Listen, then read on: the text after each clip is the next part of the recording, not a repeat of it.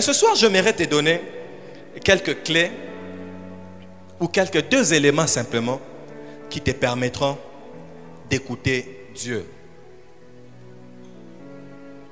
J'aime une chose, la Bible dit que la foi vient de ce qu'on entend, mais ce qu'on entend vient de la parole de Christ. C'est sur ça qu'est basée ta foi. Mais le premier élément qui te permet d'écouter Dieu, c'est ce que nous avons lu dans Deutéronome 4, 7. Moïse est en train de dire, ou le peuple d'Israël est en train de dire, quelle est sur cette terre la nation qui est de Dieu si proche de lui chaque fois que nous l'invoquons? Le premier élément, c'est la proximité avec Dieu. La proximité avec Dieu. Vous savez, nous pouvons être comme ça ensemble, mais si je suis trop loin de toi, je ne saurais pas t'écouter. L'une des choses qui facilite l'écoute de la voix de Dieu, c'est la proximité avec Dieu. C'est-à-dire, pendant que nous sommes en train de parler en ces lieux, pendant que nous sommes dans ces cultes, la question à se poser, c'est par rapport à Dieu. Où es-tu? C'est quoi la position que tu occupes par rapport à Dieu? Ceux qui entendent facilement la voix ou ceux qui sont capables de capter facilement la voix, ce sont ceux qui sont tout proches. La proximité avec Dieu. Et chaque fois qu'on parle de la proximité, on fait allusion au principe de la relation. Il n'y a pas de proximité sans relation. C'est là que je vais te dire que ta capacité d'écouter Dieu dépend de l'intensité de ta relation avec lui. Plus mieux est ta relation avec Dieu, plus clairement tu peux l'écouter. Regarde, si depuis un temps tu te rends compte que tu ne parviens pas à écouter Dieu d'une certaine manière, tu ne parviens pas à entendre la voix de Dieu, essaye un peu d'examiner ta relation avec Dieu. Es-tu toujours trop proche de lui ou tu as pris de la distance? Où es-tu? Où es-tu? C'est comme ça que lorsque Adam a péché, la première question de Dieu à l'humanité, ce n'était pas qu'est-ce que tu as fait, mais Dieu a commencé par demander à Adam, où es-tu? Où es-tu? Ta relation avec Dieu, chaque fois que tu n'écoutes pas Dieu, c'est d'abord un problème de relation. Parce que lorsque la relation est brisée, la proximité ou la distance se crée. Et quand la distance se crée, on ne sait plus s'entendre. On ne sait plus s'entendre. Beaucoup de chrétiens, nous multiplions beaucoup de paroles, mais nous ignorons certains. Que le christianisme, ce n'est pas d'abord une religion, mais c'est une relation. Le Christ n'est pas venu fonder une religion, mais le Christ est venu établir une relation.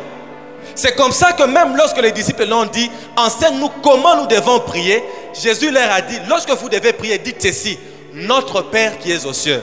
C'est d'abord une relation. Notre Père. Lorsque vous lisez, vous verrez que là on écrit notre Père qui est aux cieux. Le verbe être utilisé là, c'est la troisième personne du singulier, mais on utilise ES, la deuxième personne. C'est un tutoiement. Il dit, toi notre Père qui es aux cieux. C'est-à-dire que nous avons une relation avec toi, nous te connaissons, tu es notre Père. Toi notre Père, toi notre Père. Il tutoie, il dit lorsque vous devez prier, tutoyez.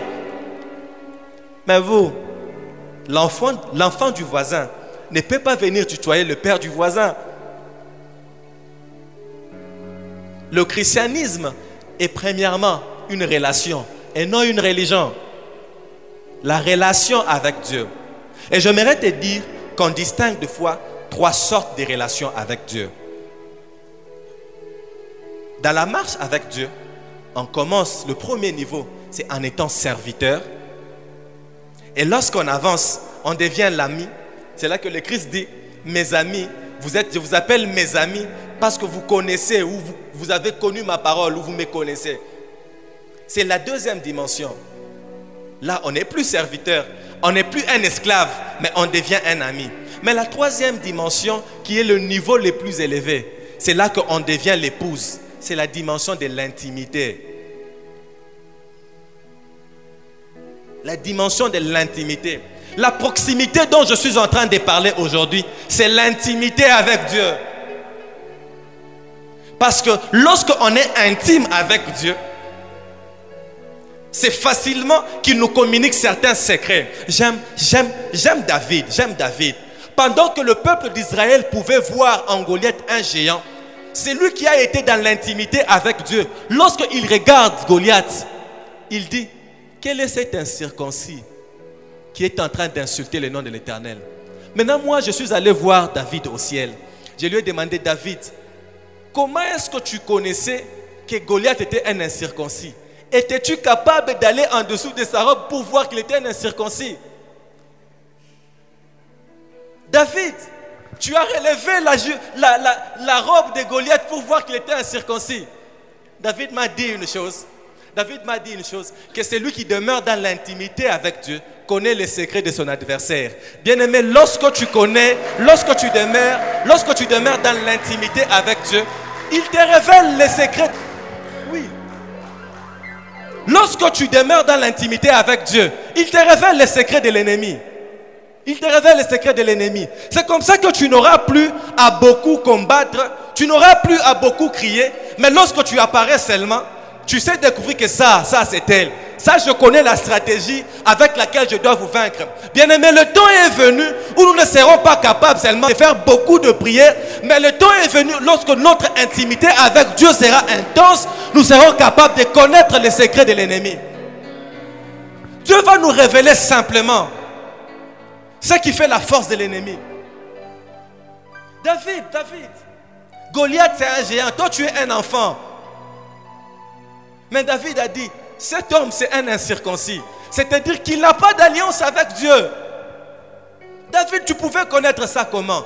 Parce que j'étais dans l'intimité avec Dieu. C'est pareil avec quelqu'un comme Jean. Lorsqu'il fallait l'adorer, Jean dit que j'ai vu quelqu'un qui avait une longue robe blanche. Mais sur sa cuisse était écrit un nom. Waouh! La Bible nous laisse des fois avec des suspens. Quelqu'un, maman Jemima, quelqu'un qui a une longue robe. Mais comment toi tu as vu sur sa cuisse? Parce que vous savez que dans l'intimité, il n'y a pas de secret. Dans l'intimité, il n'y a pas de secret. Dans l'intimité, il n'y a pas de secret. Dans l'intimité, il n'y a pas de secret. Lorsque nous demeurons dans l'intimité avec Dieu, il nous communique non seulement les secrets de l'ennemi, mais il nous dévoile aussi certaines vérités sur sa personne. Oui. Non seulement nous connaissons ce que l'ennemi est capable de faire, mais nous commençons aussi à connaître ce que Dieu est. Ce que Dieu est. Nous commençons par être serviteurs. Nous shiftons vers l'amitié. Et après l'amitié, le but de tout chrétien, c'est atteindre l'intimité. C'est atteindre l'intimité. Parce que la marche dans le tabernacle ne s'arrêtait pas au parvis. On ne rencontrait pas Dieu au parvis. Mais on rencontrait Dieu dans le Saint des Saints. Pourquoi? Parce que dans le Saint des Saints, c'est là qu'il se trouve. C'est dans l'intimité qu'on reçoit la sémence qui nous communique la vie. La sémence de la multiplication, on ne la reçoit que dans l'intimité.